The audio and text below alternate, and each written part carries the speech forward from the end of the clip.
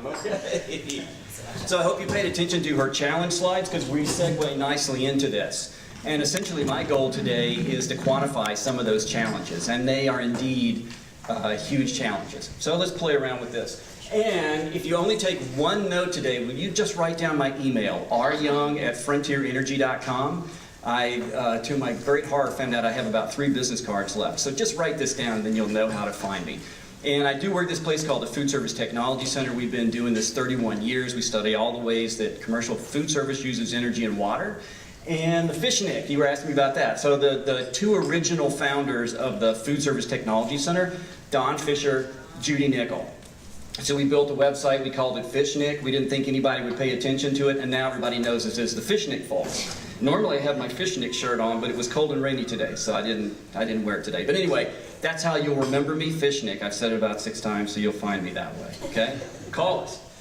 Let's see, what else we got? Oh, I wanted to tell you about the Food Service Technology Center. What do?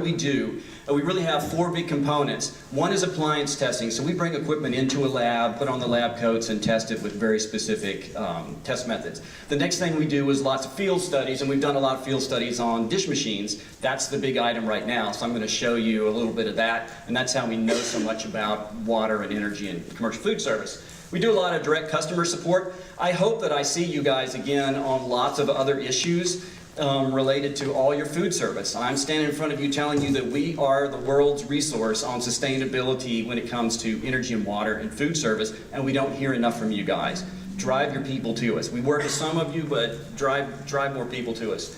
And then workforce education and training, which is what I do today. We're a bunch of lab nerds, but we've always tried to get the information out.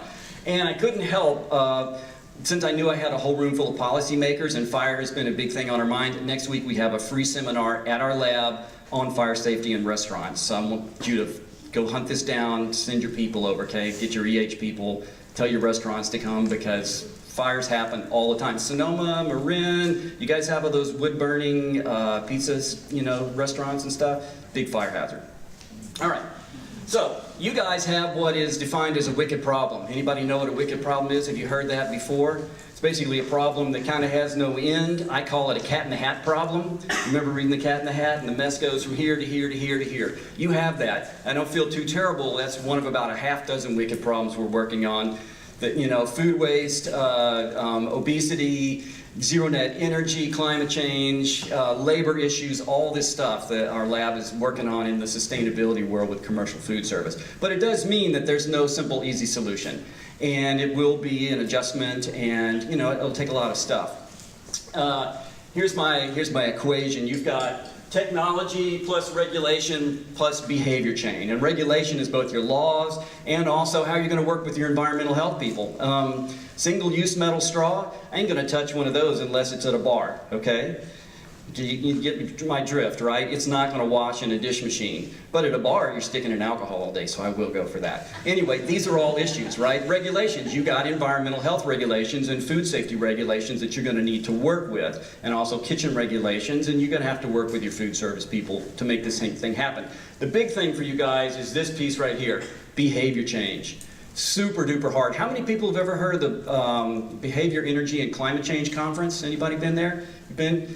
It's an awesome conference, right? It should be in Sacramento this coming year. All of you should go. It really talks about that big challenge. The behavior change is your biggest challenge above everything else. And I say that from being in this industry 30 years and studying all these sustainability issues. So anyway, Miriam asked me to try and answer 3 questions. One, you know, sort of what does it take, what's involved in a typical retrofit, and then what are the energy and water cost and aspects of all of this, and then finally, how are the chain customers going to feel about this? Is this possible in the chain world? So these are all really good questions. Let's talk about the first one. This is a door type dish machine, and so if I need to put one of these guys in, and sorry, normally I either have memorized my slides or I have a confidence monitor, so I'm having to look over the old shoulder, feel rude about that. But anyhow, first thing you got to put in is a vapor hood if we're going to put in a dish machine. That's $15,000 to $25,000.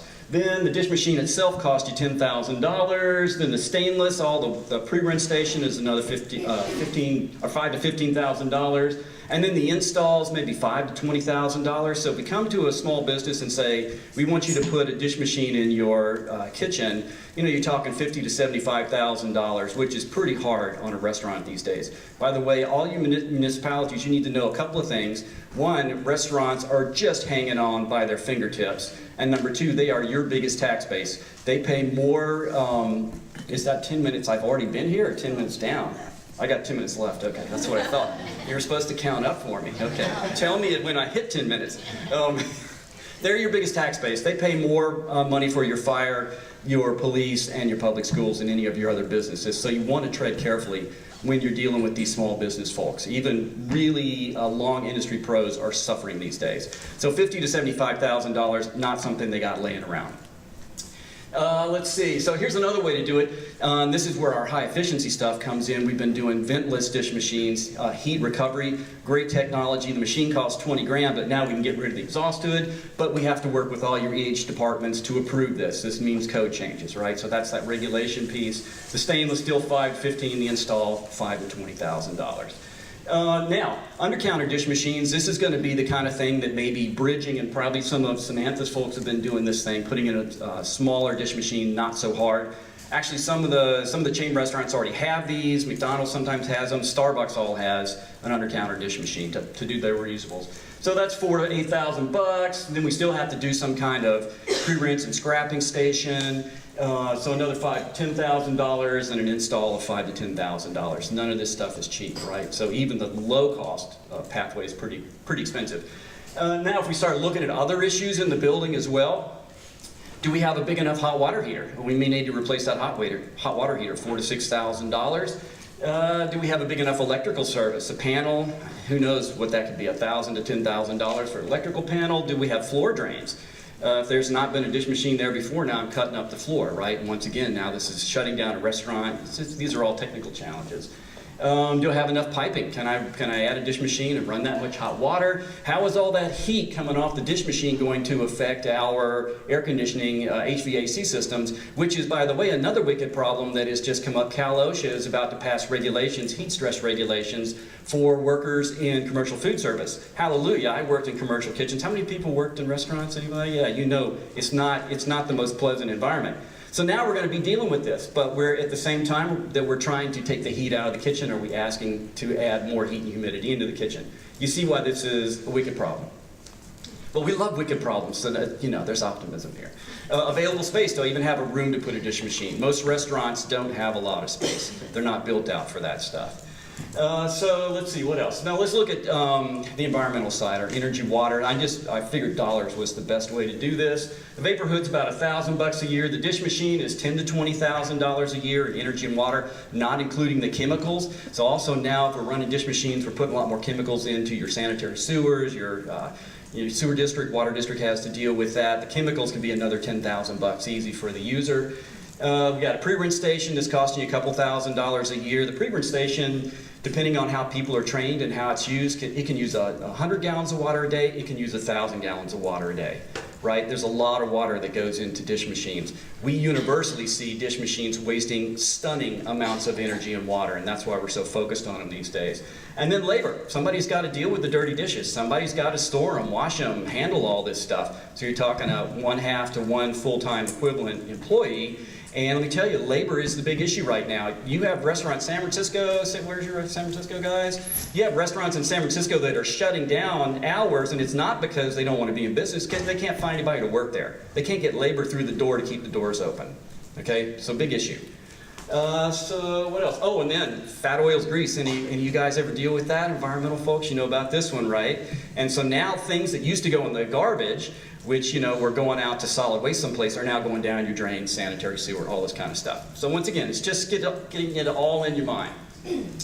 Let's see, okay. This is a recent case study we did on a restaurant not too far from here, actually, where we went in and did a complete remake of their water system. And so these are all the hand sinks and stuff, the restrooms, and this would be the bar and the mop sink. And this right here is the water use hot water use in the dish machine, or in the dish room. So you can see the dish machine is almost half the water use, and then the pre-rinse and everything else. You got 73% of your hot water use in the restaurant is going to dish machines. Once again, why we study this stuff so much. If we look at our little undercounter machines, a little smaller machine, cost you about $1,000 a year to operate, probably another couple $1,000 in chemicals. The pre-rinse scrapping is going to be another $1,000. That's a typo, just to prove I'm not perfect. HVAC, once again, all that heat coming off of that dish machine goes into the space. It's all going into the restaurant, so how do we deal with this? And then fats, oils, grease, and then once again some labor. We can't do this without dealing with the labor in some way, right?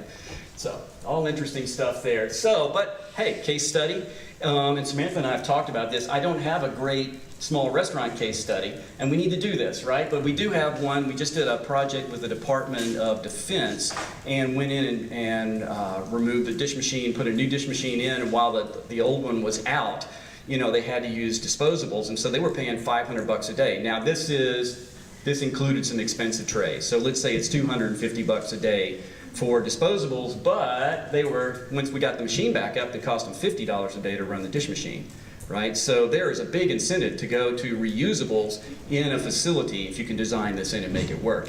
And me personally, I just think it's more civilized. I think I want to eat off of reusables. I'm the guy who I had to train my Starbucks guys over a couple of years. Put everything, you know, Starbucks does have cups and plates. You can actually train them to give it to you if you work with them for a while. And it tastes so much better on the plate, I'm telling you. So, and I say with respect to my local barista, we really need some more in-depth studies on this stuff, though. That's one thing I want to pitch out. And in any of this, we need to sit down. We also need to sit down with operators. You need to have the McDonald's in the room. You need to have the National Restaurant Association in the room. These guys are not stupid. They're thinking about this. McDonald's guys have been doing, you know, disposable waste reduction for years and years because there's a cash incentive for them to keep the weight down. And they've been thinking about, I mean, 1996 they were talking about potato containers that would completely biodegrade in about a week. This is on their plate. It's just now we need to get them in the room. We need to start talking regulation. This, once again, comes back to the wicked problem. So let's get into the chains. What can the chains do? What is the chain world? I pulled this picture out of one of our favorite magazines, Food Service Equipment Reports. This is a new Arby's kitchen. And you know, the only thing I think that's got as much stuff packed into it is probably the International Space Station. The bottom line is that, you know, chain restaurants are built so that every square inch of that building is money making. They don't build, they're going out, they're picking some real estate, they're putting a factory there, and they want to sell every square inch, you know, of profit they can make. That's what they do. So you can see how it's packed in. And if you look at the floor plan on a restaurant, okay, this is the front of house, restrooms, refrigerators. The kitchen is packed in here, and we got some 3-comp sinks back here, food storage. There's just not much room in there, right? So the notion of coming back to chain restaurants and trying to retrofit dish machines is not an easy one. That's not something that they're going to do happily.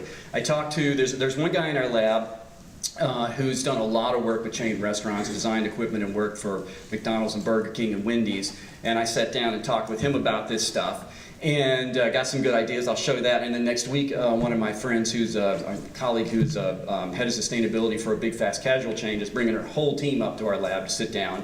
And I talked with her a little bit about this, and after this conference we'll talk a little more next week.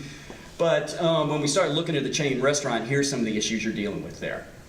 Once again, space. Do we have the space? Then do we have capital costs? Because, you know, it just costs a lot to build stuff in, and these are very narrow margin businesses.